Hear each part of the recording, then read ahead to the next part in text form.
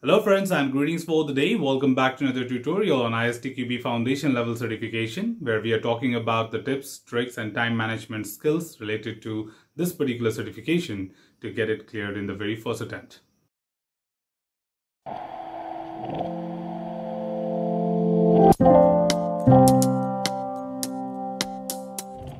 So in this particular tutorial, we're getting started with the chapter 5 of the set A and looking forward to understand what kind of complicated questions are expected when it comes to the management of test activities. However, we know that most of the complicated topics were pretty much covered as a part of this particular chapter itself, and there will be a lot of such trickiness involved when it comes to these 9 questions from this particular chapter 5 during the examination. So let's get started. The next question we are looking at, the question number 30, starting with chapter 5. And the question number 30 is talking about how do testers add value to iteration and release planning. I think this is supposed to be very straightforward without any justification. The more we know about the content to discuss here, that what are the key activities which gets performed as a part of release planning and iteration planning. And we have a straightforward segment talking about what is the tester's contribution when it comes to these two major activities. So it does not require much of the justification and support, because this is something very straightforward picked up from the syllabus. However, let's look at the options to get to the clarity that what could be the tricks which can be involved even in this straightforward question. So very first option, that is A, testers determine the priority of the user stories to be developed. I think through the sessions you have already figured it out that this is not the right answer. In fact, not from the sessions. From your real-time understanding also, you know that the priorities of the user stories are determined by the business, that is the customer. So customer defines the prioritization of the product backlog items, and it's not the tester who does that. If I look at the option B says testers focus only on the functional aspects of the system to be tested. Remember one thing, throughout this session, we have never quoted you as a functional tester. In fact, wherever possible, we tried highlighting that testing comprises of everything that is functional, non-functional, standard, regulatory, compliance, everything. But of course, there are different teams who do their job. So that's where, whenever it comes to such discrimination, you must eliminate them immediately, saying that testers is a generic word here, and they are just not responsible for the functional testing here. Of course, the testing team, whosoever it is, would be responsible for any type of testing being conducted. However, there might be different responsibilities among the tester, that who will do functional part of it and who will do non-functional part of it. So that's again something which is wrong. Let's move at the option C. Option C says testers participate in the detailed risk identification and risk assessment of the user stories. I think that particularly fits the purpose. Of course, during the release planning, we do the high-level risk analysis, which is on the epics and bigger chunk of work. But same way, when it comes to sprint planning or iteration planning, testers get involved into the detailed risk analysis of the user stories which are created. So that means this is something which is common, which gets conducted as a tester or participating as a tester, even in release planning, at the same time, even in iteration. In fact, the question was what happens in release planning and iteration planning when you talk about as a tester. So of course, something which is common among both of them. But what is D? The D says testers guarantee the release of high quality software through early test design during release planning. I think when we talk about the agile as a methodology, release planning is too early to start designing the test cases. In fact, that is not the time where you really know what the key requirements are. Because in Agile, the way of writing requirements are user stories, and that happens only after release planning. And in fact, maybe to a certain extent, when it comes to sprint planning, till then, you do not know what your stories are, considering the real world practices. Till you have sprint planning happening or backlog grooming sessions happening, you do not know what kind of user stories we have and what requirements we are supposed to consider. And in that context, I think that makes it pretty clear. The right answer for this particular question is C. Testers participate in detailed risk identification and risk assessment of user stories. And this is how well you can also pick up the right answer when it comes to the examination without any justification required. Let's quickly jump on to the next one. The next question we have is question number 31.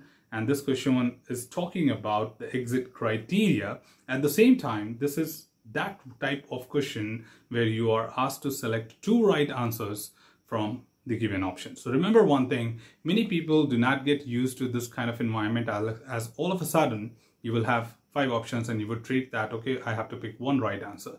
So number one, it would be remarked that you have to select 2 options.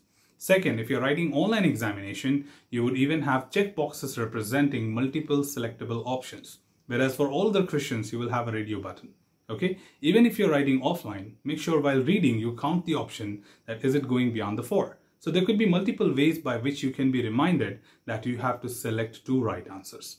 And this is going to be a little more complicated because even if you have 1 right answer and 1 wrong answer, then you do not get rewarded with any marks. Okay, so it's very important that you should get both the options absolutely correct.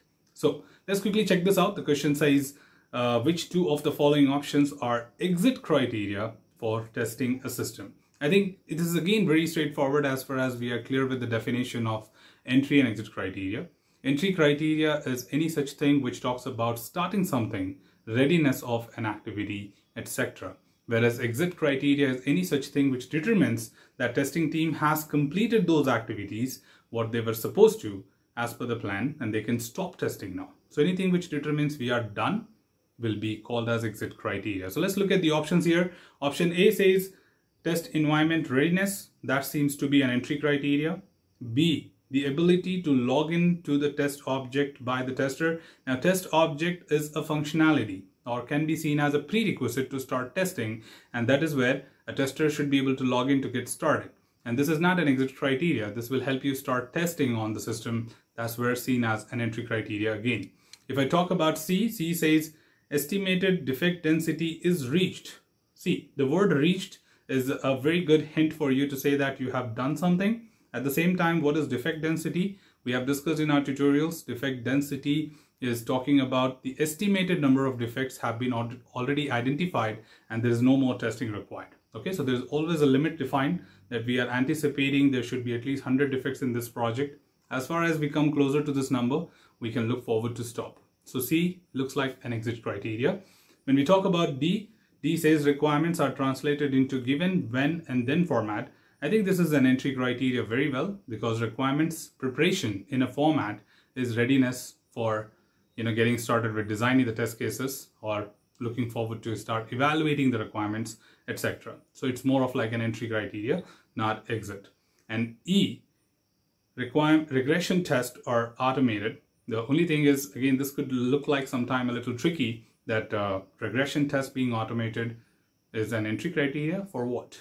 See, always ask yourself if you get confused with any option, why would I do automation of regression test? To do what? How does it help me to become an entry criteria? But if I see it from the other side of it, regression tests are being automated. It could be a deliverable to the business when handing over the project to them. And yes, in many other projects where regression tests for maintenance testing need to be handed over to someone is seen as an exit criteria before you stop testing. So yes, the very straightforward, the right answer for this particular question are C, estimated defect density is reached, and E, regression tests are automated are the 2 options which can be considered as exit criteria for this given options. So again, this is where you need to have some skills involved, that how you exactly utilize your learnings from the past or learning from the tutorials which you have been through already. Let's move on to the next question, and the next question we are talking about is the question number 32, and this is a K3 level question from the chapter 5 talking about the test estimation. So here it clearly says your team uses the 3-point estimation technique to estimate the test effort for a new high-risk feature. Okay, again, as far as it is about estimation, it does not matter to me whether it is high risk, low risk, whatever it is. So that's just a diversion.